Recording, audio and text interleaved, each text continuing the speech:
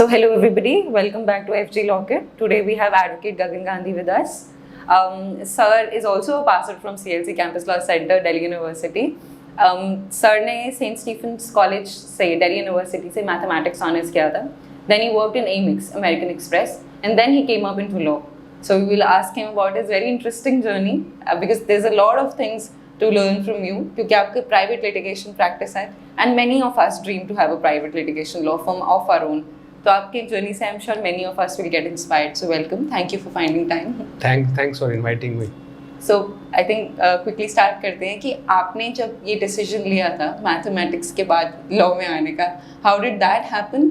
And आपने अभी मुझे जैसे we were speaking to each other तो आपने बताया कि आपने कहीं intern नहीं किया था. तो how did that happen कि आपने बिना intern किए और एकदम से आप आ गए अपनी practice में? How did that happen? I would love to know. I think viewers would love to know. Yeah, so law actually मेरी प्राथमिकता नहीं थी. अच्छा. तो लॉ एक एक्सीडेंट था जो हुआ and I consider that accident was good for me. वो उसके पीछे स्टोरी ये है कि there was a case which my father filed. अच्छा. And when he passed away so I was asked to take care of that case. अच्छा. तो जब मैं कोर्ट में गया तो मैं वो केस लड़ना नहीं चाहता था. तो मैंने कहा कॉम्प्रोमाइज कर लेते हैं, आप जो भी देंगे मेरे को ओके है. बट सामने वाली पार्टी ने एग्री नहीं किया. अच्छा. I think perhaps that was the turning point in my life that made me actually do law. Oh. तो अब दूसरा आपका प्रश्न था कि बिना इंटर्नशिप के आपने लॉ करी.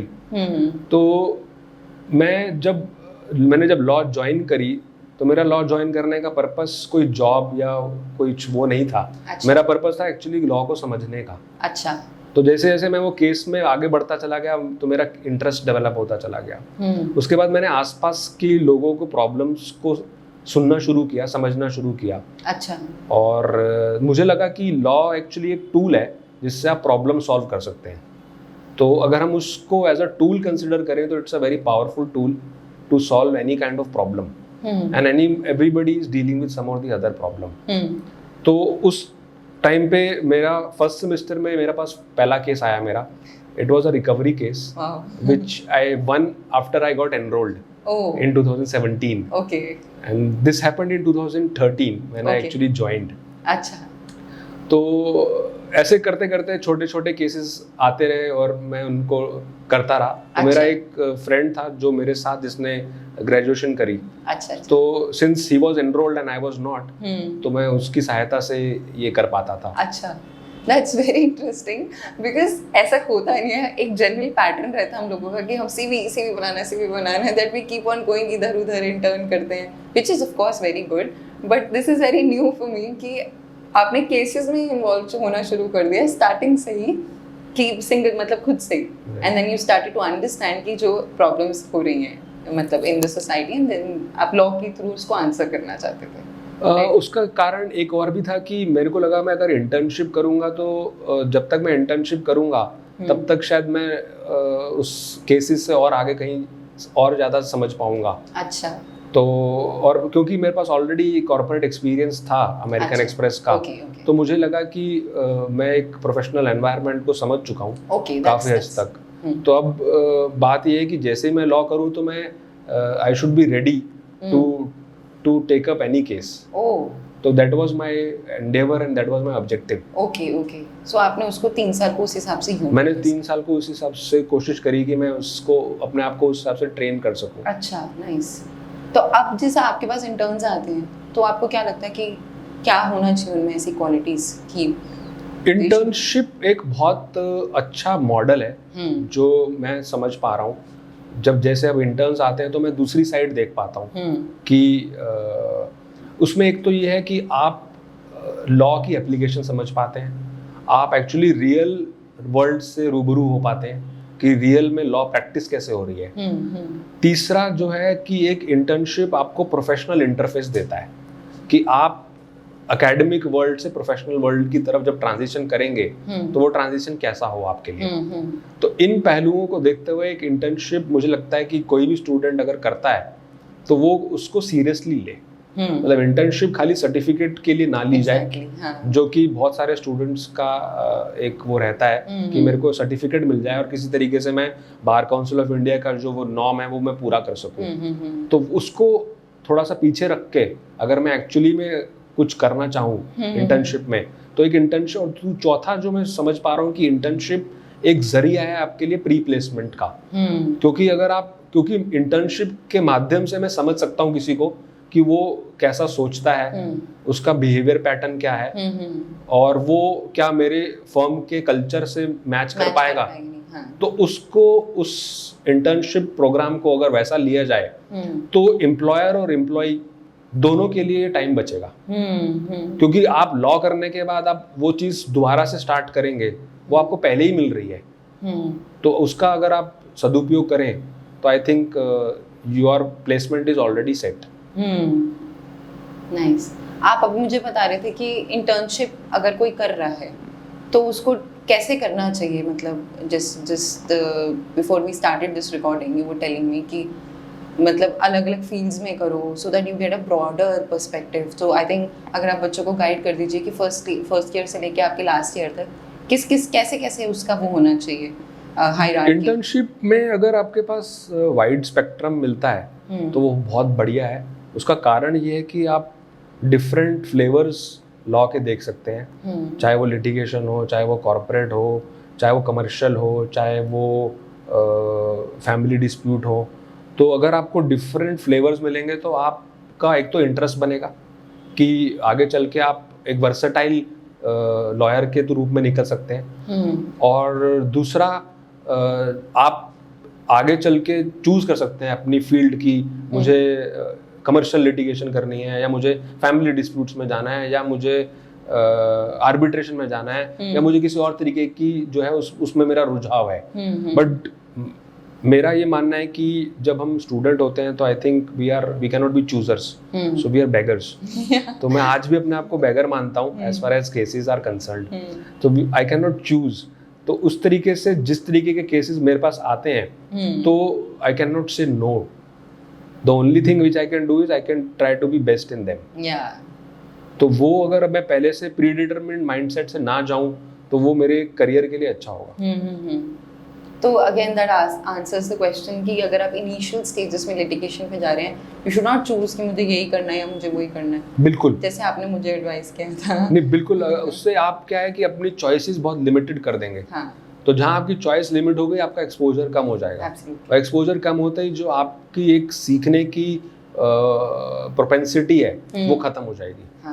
और एक लॉयर के अंदर जो इनिशियल फेज में खासकर जो है उसको सीखने का बहुत ज्यादा वो होना चाहिए, which is actually very essential element.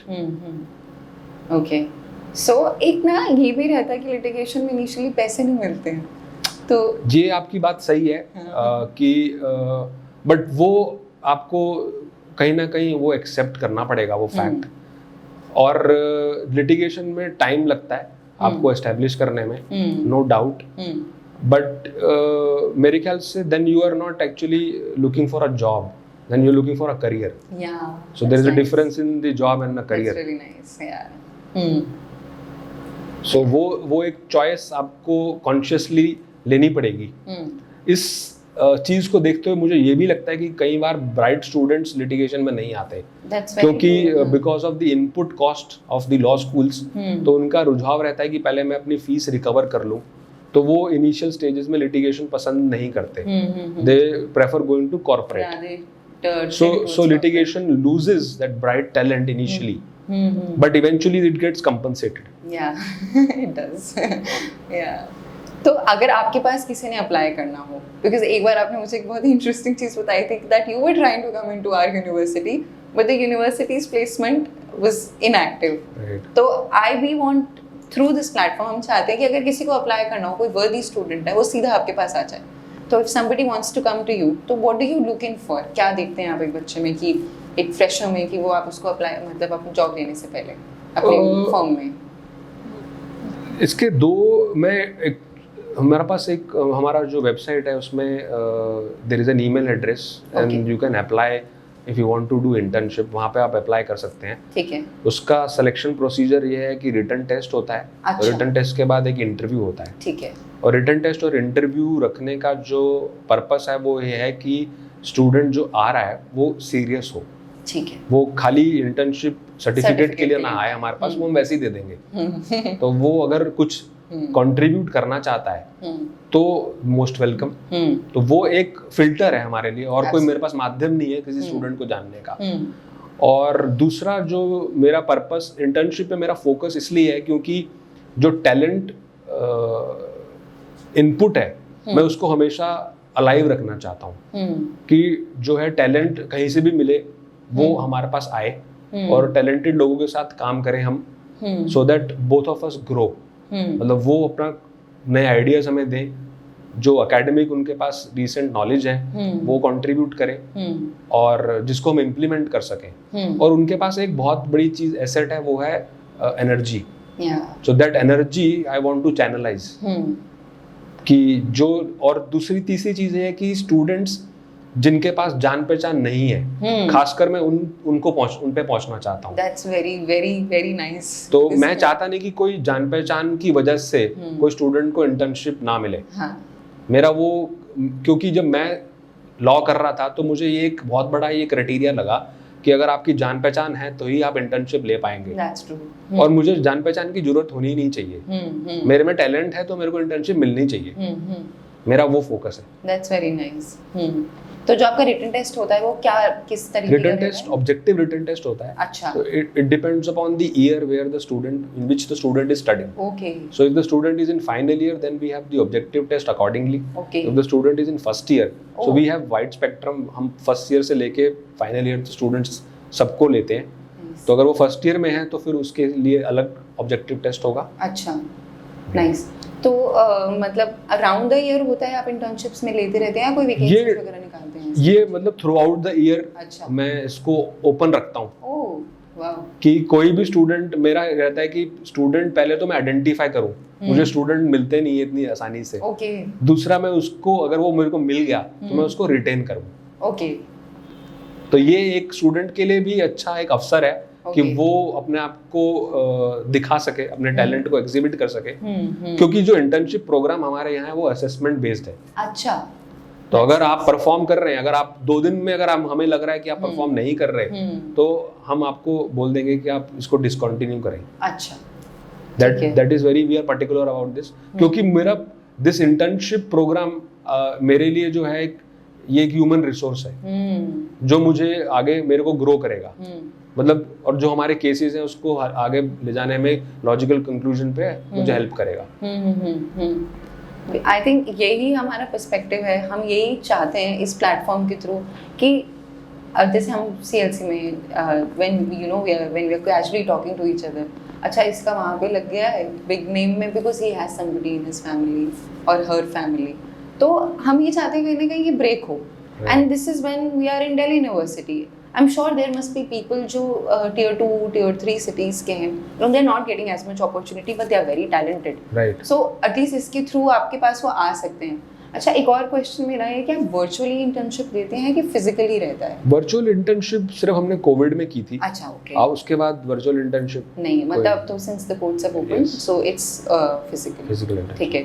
तो I will put sir's websites description in the description so that you can reach out and you can apply, because अगर ऐसे आपको सीखने को मिले, that is the most important point, right? So आप जैसे आप कहते हैं कि पहले one should become employable, right, during those 3 years। मतलब आप 3 साल या 5 साल जो भी आप चूज करते हैं लॉ, तो उसके बाद नेक्स्ट ये है कि आप कहीं ना कहीं ज्वाइन करेंगे और या खुद का प्रैक्टिस करेंगे, दोनों में से कोई एक चीज करेंगे। तो दोनों में ही अगर आपके पास स्किल सेट नहीं होगा तो देन आपका समय जो है वो स्किल सेट गेन करने में लग जाएगा। तो वो एक इम्पॉर्टेंट टाइम है आपके करियर के अंदर। अगर वो आपने पहले ही गेन कर लिया तो you will be having a head start. तो वो आपको और लोगों से आगे मदद करेगा। तो वो जो 5 साल या 3 साल का आपके पास टाइम है, मेरे हिसाब से हर स्टूडेंट को उसको ऑप्टिमली यूज करना चाहिए। एक और प्रॉब्लम जो होती है अटेंडेंस इश्यूज जैसे रहते हैं, because you know that you have to have 70% attendance because आप CLC के हैं तो you must have faced the pain। तो एक ये रहता है कि can somebody come to you after the college, like after 12 o'clock or 1 o'clock? Is it possible कि वो काम सीख सके उस मतलब 1 बजे से लेके शाम को 7-8 बजे तक? Is that a possibility? वो है, बट उसमें एक जो डिसएडवांटेज है वो ये कि देन वो कोर्ट ऑब्जर्व नहीं कर पाएंगे, तो then they will be doing back office kind of work. तो वो लॉस हो जाएगा वो उनका लॉस हो जाएगा। हाँ, बिकॉज देन लिटिगेशन में तो इट इज वेरी इंपॉर्टेंट कि you have to go to the court. Okay, so that मतलब दैट्स वेरी हेल्पफुल कि बच्चे आएंगे तो आपके पास you know they can try to reach to somebody जिससे वो कुछ सीख पाए, बिकॉज एक प्रेवलेंट वो है कि यार काम तो सीखने को मिलता नहीं है, सिर्फ फाइल्स उठवाते हैं। नहीं, यहाँ मेरे को एक्चुअली उल्टा मैं अनुभव कर पा रहा हूँ कि मैं एडवोकेट से ज़्यादा इंटर्न्स से काम करवाना चाहता हूँ। अच्छा। क्योंकि उसका कारण है कि जो इंटर्न्स हैं वो उनके पास एक प्री डिसाइडेड माइंडसेट नहीं है, और दूसरा उनके पास एक आगे बढ़ने की इच्छा है कि मुझे कुछ करना है, जो शायद एडवोकेट में कहीं ना कहीं खो जाती है।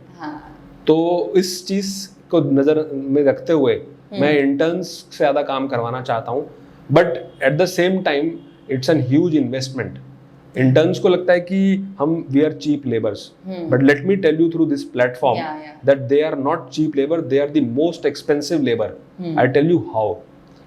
मैं अपना टाइम, मुझे एक रेडीमेड एडवोकेट मिल जाएगा मार्केट से एट सम कॉस्ट। अब मैं उसको, मेरे को ट्रेन नहीं करना है, वो ऑलरेडी ट्रेंड है, बट यहाँ पे मैं उस जो इंटर्न आ रहा है मैं उसको ट्रेन कर रहा हूँ, और उस ट्रेन करने के बाद कोई गारंटी नहीं है कि वो मेरे साथ रुकेगा। आप ये देखिए कि मेरे पास कितना बड़ा रिस्क है, बट फिर भी मैं वो रिस्क लेने को तैयार हूँ। तो ये परसेप्शन जो इंटर्न्स में आ रहा है बहुत तेजी से कि हम चीप लेबर हैं, ये परसेप्शन को आज चेंज होने की जरूरत है। Absolutely.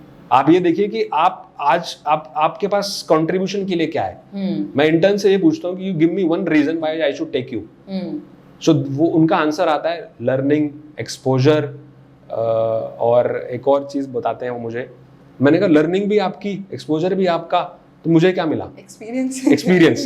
तीसरी चीज, हाँ, तीसरी चीज वो कहते हैं कि एक्सपीरियंस। तो मैंने कहा तीनों चीजें तो आपको मिल रही हैं, तो और फिर आप चीप कह रहे हैं अपने आप को। मैं समझ नहीं पा रहा हूँ इस बात को। Flip side, because when we see the flip side ना, लिंक्डइन पे बहुत कॉमनली चलता है कि पैसे नहीं मिलते, पैसे मैं देखता हूँ, मैं और नहीं, मैं ये माइंडसेट भी देख रहा हूँ कि वो पहला सवाल उनका होता है हमें क्या स्टाइपेंड मिलेगा। मैं उनसे ये पूछता हूँ कि आप मुझे क्या कंट्रीब्यूट करेंगे, फिर वो मुझे कहते हैं कि ये लर्निंग, एक्सपीरियंस, एक्सपोजर। मैंने कहा ये तीनों चीजें तो आपको मिल रही हैं, मुझे क्या मिल रहा है? You are a true advocate, I must tell you. मैं तो आपके ऊपर रिस्क ले रहा हूँ, मैं अपना टाइम खर्च कर रहा हूँ, मैं अपनी नॉलेज आपके साथ शेयर कर रहा हूँ, जो मैंने इतने सालों में पाई, जो जजमेंट में 2 घंटे में पढ़ता हूँ आपके साथ 10 मिनट में शेयर करता हूँ। तो सारा रिस्क तो मेरा है, और अगर आप उठ के कहीं बड़ी लॉ फर्म में चले जाओगे मैं आपको रोक भी नहीं सकता। So then who is in a beneficial position? The intern at any time. He can walk away at any point of time. He has no responsibility. I have to bear the brunt in the court. So then where is the risk? वो तो risk free zone में है totally, और फिर भी मुझे वहां तक मैं पहुंच नहीं पा रहा जहां मैं पहुंचना चाहता हूं। इसका मतलब कहीं ना कहीं जो इंटर्न्स का माइंडसेट है वो मुझे चेंज होता हुआ नजर आ रहा है, और मैं आपके प्लेटफॉर्म से उनको बताना चाहता हूं कि ये माइंडसेट जो है it is detrimental for them. इस माइंडसेट को आपको, क्योंकि आपका ऑब्जेक्टिव होना चाहिए इस टाइम पे I should get work, that should be the only motto. बाकी सारी चीजें तो फॉलो करेंगी। As Sachin Tendulkar once said, you take care of runs and runs will take care of dollars. So you take care of cases and cases will take care of your money. Yeah, nice. That's actually बहुत ही positive perspective है, क्योंकि initially हम देखते हैं कि पैसे कितने मिल रहे हैं, अरे ह्यूमन राइट लॉयर है, पैसे ही नहीं देता, because these conversations we used to have back in campus. और एक्चुअली जो हाँ ठीक है वो पर्सपेक्टिव होना भी सही है, but then you should be at the right place. तो फिर आपको कॉर्पोरेट में जाना चाहिए, फिर आप मिसप्लेस्ड हो। अगर आप लिटिगेशन में आके ऐसी एक्सपेक्टेशन रख रहे हो कि मुझे पैसे कम मिल रहे हैं या पैसे नहीं मिल रहे हैं, तो then there is no fault in the process, there is fault in you, then you should choose that. अब I can not take benefit of all the worlds, मैं उसका थ्रिल भी एंजॉय करूं और मुझे पैसा भी मिले, ठीक है, तो वो नहीं हो सकता। मतलब इवेंचुअली तो it will pay when you know the skill और क्राफ्ट आपको आ जाएगा तो वो तो आप कर ही लेंगे, बट इनिशियली आप सीख। और अगर आप इंटरेस्टेड नहीं और आपको पैसे मिल रहे हैं तो आप कब तक सर्वाइव कर पाओगे? That's nice. एक प्रश्न ये भी है, मेरे को इस लिटिगेशन से कहीं ज्यादा मैं पैसे गवा चुका हूँ जो मुझे मिलते अगर मैं काम करता अमेरिकन एक्सप्रेस में। तो that's an opportunity cost which I have already incurred and I am incurring on a daily basis. But जो मुझे लर्निंग, जो मुझे एक्सपोजर, जो मुझे वो एक्सपीरियंस कहते हैं, ये 3 चीजें, वो 3 चीजें नहीं मिलती।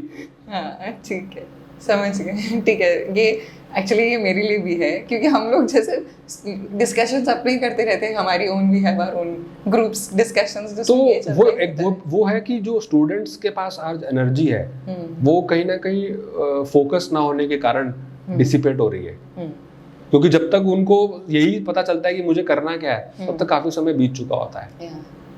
So it's actually the right time that, और वो मतलब मैं ये नहीं कहता कि हर आदमी की जो सिचुएशन है वो एक जैसी होगी। बहुत सारे स्टूडेंट्स ऐसे भी हैं जिनको लोन चुकाना है, तो we can not tell them that you forgo that, और उनकी वो चॉइस है। जब मैं उनसे इंटरेक्ट करता हूँ, जब मैं उनसे इंटर्नशिप के दौरान समझता हूँ कि उनकी एस्पिरेशंस क्या हैं, तो वो कहते हैं कि हमें लोन चुकाना है सर। हम लोन के बाद हो सकता है कि जब हमारा लोन हो जाए एंड हमारा family stable, we may come back to litigation. तो वो भी एक वो है पर्सपेक्टिव। लाइफ जर्नीज होती हैं सबकी अपनी अपनी, कोई सिंगुलर रोड नहीं है। Yes, that's nice. So because आप भी BSc have done from mathematics Stephen से, which is very prestigious, and Amex में आई एम श्योर यू अभी तक तो बहुत ही पैसे कमा रहे होते।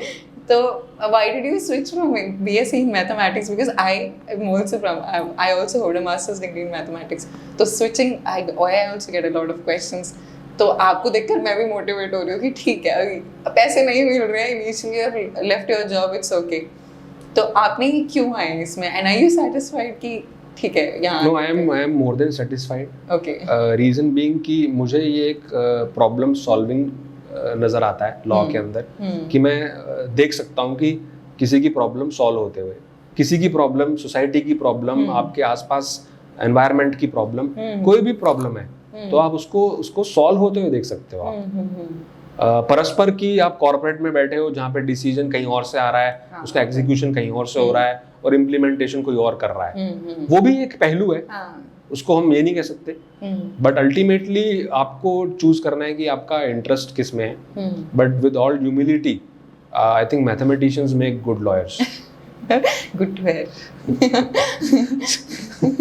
क्योंकि मैं एक्चुअली जब लॉ कर रहा था तब मुझे बहुत दिक्कत आई। दिक्कत इस तरीके से आई कि जो मैथमेटिशियंस हैं, जो काम वो दो लाइन में करते हैं, वो इंग्लिश ऑनर्स और पॉल साइंस वो 4 पेजों में और 6 पेजों में लिखते थे। तो मैं कई बार सोचता था कि ये क्या ऐसा लिखते हैं जो मैं नहीं लिख पाता। तो मेरे को उस चीज से जब मैं 3 साल जब मैंने निकाले तो मुझे काफी दिक्कतों का सामना करना पड़ा लिखने में। That's true. तो बट जब अब मैं देखता हूँ तो अब मुझे लगता है कि अब मैं शायद जो वो 5 मिनट में केस को समझाना है वो उसमें शायद आधा घंटा लेने की कोशिश करते हैं। तो मैं शायद वहां पे टाइम बचा लेता हूँ। अब टाइम का हो रहा है ना, now you are taking less time, so you are utilizing. तो कहीं ना कहीं law of averages works, so everything average out in the end. या comes mathematics again. So it was really nice, sir, to have you over here. And काफ़ी चीज़ें हैं, flip side, hearing it from an advocate, जो बता सकते हैं एक बच्चे को कि आप एक पॉजिटिव बेंट से चलिए और destiny will take care of you और आपका hard work will take care of you. Initially आप ये मत सोचिए कि मतलब शॉर्ट टर्म गेन्स के बारे में, think about a long term perspective. Right. तो people will hear it from you and they will get a clearer perspective. And since again आपने एक ट्रांसपेरेंट सिस्टम रखा हुआ है इंटर्नशिप्स का, तो I think many of us will be able to benefit out of it. तो आपका website का मैं डाल दूंगी and so that people can. I will be more than happy to have bright students, young talented students who are keen to work. Yeah. So thank you so much. Thank you so much for coming. Thank you.